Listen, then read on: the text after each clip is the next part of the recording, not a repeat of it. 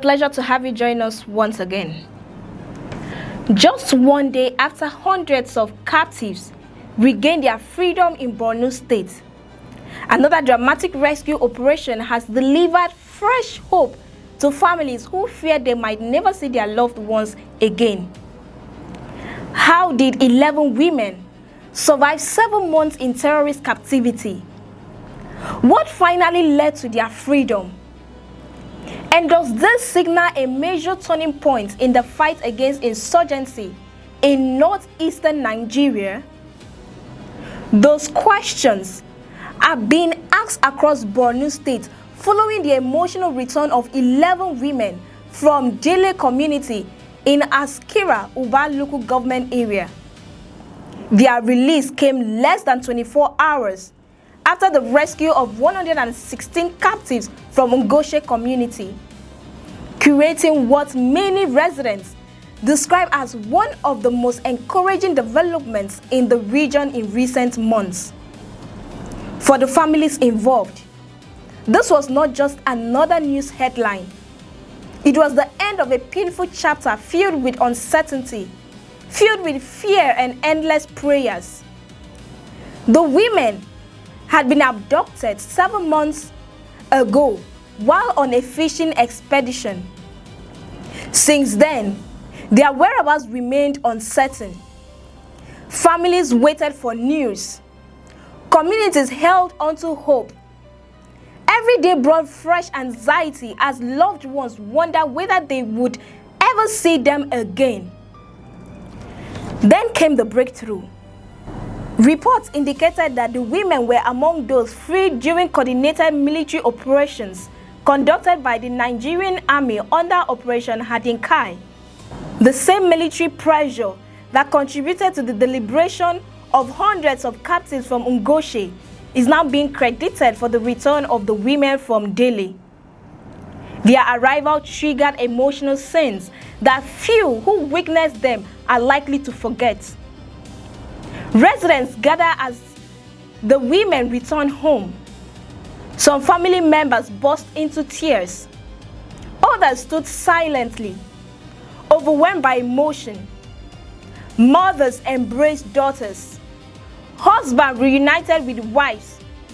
Children who had spent months without their loved ones finally saw them again. For many, words were simply not enough. Community sources revealed that before reuniting with their families, the women underwent medical examinations and health assessments.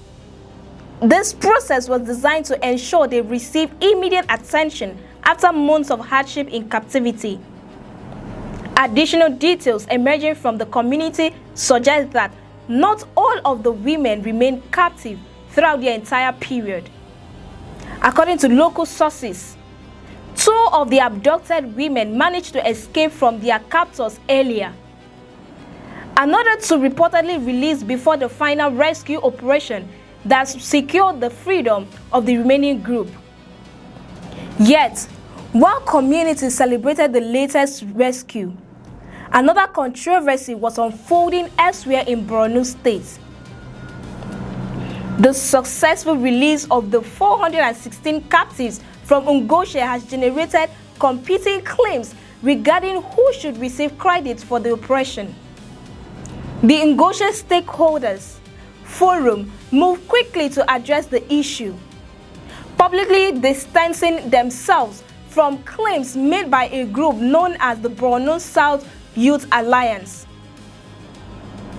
Speaking during a press conference in Maiduguri, community leaders insisted that the group did not represent the people of Ngoshe and was never authorized to speak on their behalf.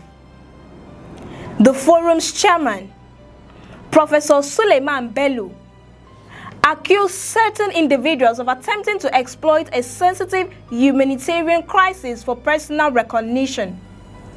He warned that such actions could undermine genuine efforts aimed at restoring peace and stability in affected communities. The dispute highlighted a recurring challenge often seen after major security operations. Success brings attention. And attention sometimes brings competing narrative about who deserves recognition for positive outcomes. Despite the disagreement, community leaders united around one message: gratitude. The forum thanked the federal government, the Borno state government, security agencies, humanitarian organizations, and local volunteers who contributed to the return of the captives. Particular praise was directed towards the Nigerian military and security personnel operating in the region under difficult and dangerous conditions. Yet, amid the celebrations, another reality remains impossible to ignore. Many of those rescued still cannot return to their home. Although the 416 captives from Ngoshe regained their freedom, they were not taken back to their ancestral community. Instead, they were relocated to Pauka, where many of their relatives currently reside. The reason is simple but troubling.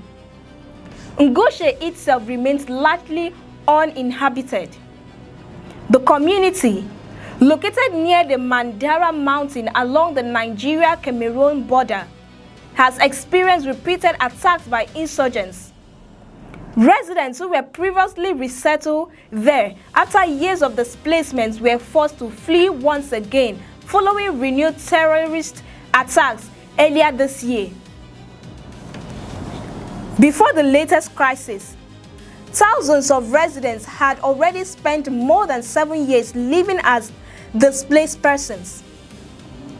Significant efforts were made by the Borno state government to reconstruct homes and encourage people to return. Yet, renewed violence disrupted those gains and forced another mass displacement.